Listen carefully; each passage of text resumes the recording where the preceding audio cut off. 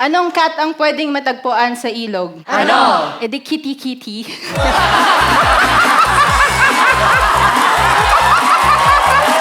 Ganda! Feeling ko kaya pa natin mag-joke. Ha? Fun man. Gusto niyo ba na mag-joke kami? Okay. Magtatanong kami, ibabalik niyo sa amin yung unang salita ng tanong namin, magpa-punchline kami, tapos tatawa kayong lahat. Kailangan, required. Testing natin. Ano ang blank, blank, blank, blank? Ano? Eh, di blank. Ganyan, ganyan. That's nice. That's very nice. Okay, can I have a letter from the alphabet? B. Think of something that you like na nagsisimula sa B and give it to us in 5, 4, 3, 2, 1. Bubuyog. Bubuyog. Bubuyog? Bubuyog. Anong paboritong titik ng bubuyog? Ano? E di B. Anong paboritong energy drink ng bubuyog? Ano? Eddie Sting. Paano nagko-commute yung mga bubuyog? Paano? Nagbabuzz.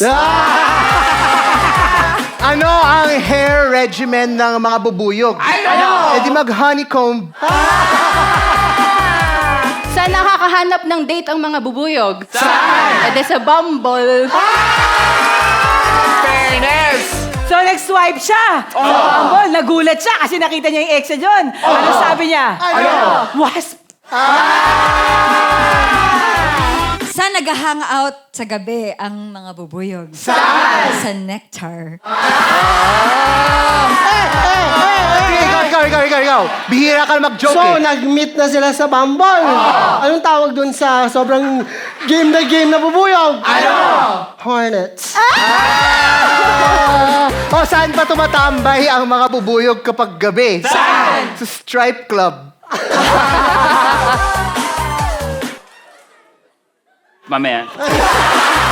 Oh, di ba? Nag-meet sila dun sa Bumble. Mabuti yung date nila at inuwi nung isang B yung kabilang B. Agad-agad? Anong ginawa nila? Ano? Nag-insects.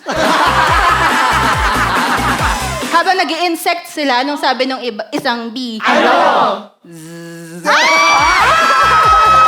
Hindi na interesaduhan. Oh my God. So, nag-insects yung dalawang B. So, dahil doon, nagkaroon sila ng offspring. Yung offspring nila, gusto nilang lumaki na maging matalino at mabuting bata. So, kinakantahan nila siya ng nursery rhyme. Anong nursery rhyme yung kinakanta nila sa kanya? Head, thorax, abdomen, abdomen. Eto eh. Yung baby na yan. Saan nagbo-birthday yung mga baby na bubuyog? Saan? Eh, di sa Jollibee! Siyempre! Next letter na tayo. Next letter. X, kayo yung mahihirapan. Think of something that you like that starts with the letter X. 5, 4, 3, 2, 1. Xerox. Xerox? Xerox. Bakit sobrang anxious ng Xerox? Bakit? Kakakapi. Yung isang dating photocopier. Nakita yung bagong photocopier. Ano sinabi niyang pagbate? Ano? Oh, toner ka ngayon Dahil toner siya, Oo. ano tuloy yung naging pinakamagandang body part ng photocopier? Ano? Eh di yung scan. So, yung photocopy na luma, pati photocopier na bago, eh, binati nila yung isa't isa. Na-attract sila sa isa't isa. Anong ginawa nila nung gabi? Ano? Nag-fax.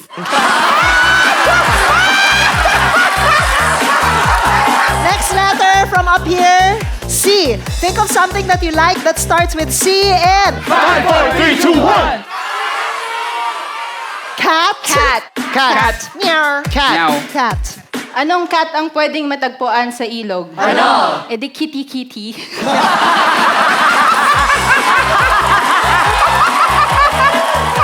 Ganda! Bakit alam natin na mas superior ang mga pusa kaysa sa aso? Bakit? Kasi ang aso, K9. Yung pusa, K10.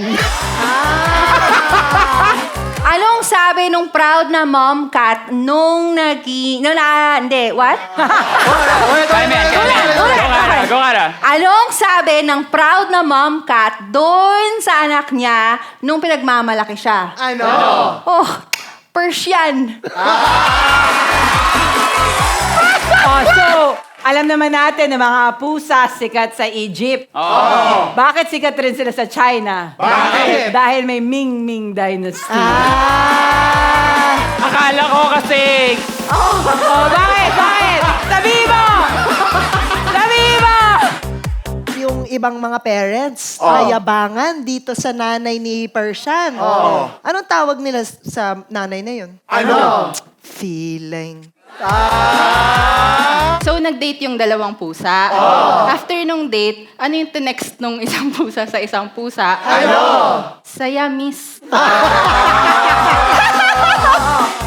So, nag-date yung dalawang pusa, di ba? Isa sa mga first date questions ay, what's your favorite color? Anong sagot niya? Ano? Eh di, pusa. Ayun, tinanong siya, what's your favorite number? Ano yung sagot niya? Ano? Fur. So, after ilang dates, pumunta sila sa forest. Oo. Ano sabi nila? Ano? Tabi-tabi. Tabi-tabi. Kayo, dinidiscriminate yung mga pusa. Hindi nyo alam yung tabby cat. Alam nyo lang Persian, tsaka Siamese. Tumawa naman sila.